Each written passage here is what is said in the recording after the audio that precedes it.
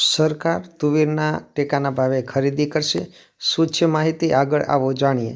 ખરીફ 2024-25 માટે price support scheme (PSS) હેઠળ તુવેરની ટેકાના ભાવે સરકાર ખરીદી કરશે.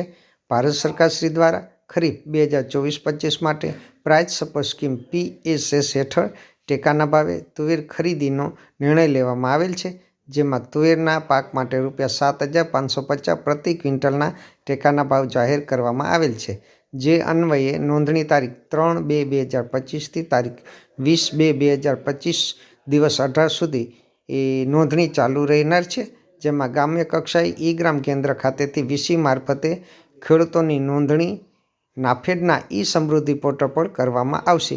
તો જે ખેડૂતોએ પોતાના જે તુવેર છે એ ટેકાના ભાવે વેચવી હોય તો તેઓ આ તારીખ 3/2/2025 થી 20/2/2025 સુધીમાં તેઓ નોંધણી કરાવી શકશે.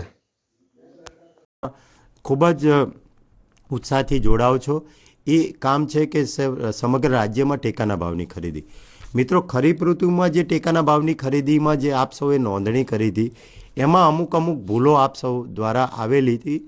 એ ભૂલો ના થાય એ બાબત આપ ખાસ ધ્યાન રાખશો. મિત્રો, આગામી રવિ ઋતુમાં ટેકાના ભાવની ખરીદીમાં તુવેરની જે નોંધણીની પ્રક્રિયા છે એ આપણે 3 ફેબ્રુઆરીથી 20મી ફેબ્રુઆરી દરમિયાન કરવાના છે. મિત્રો, આપ સૌ આ જે નોંધણી છે એના માટે ભારત સરકારશ્રીના નાફેડના ઈ સમૃદ્ધિ પોર્ટલ પર કરવાના છે.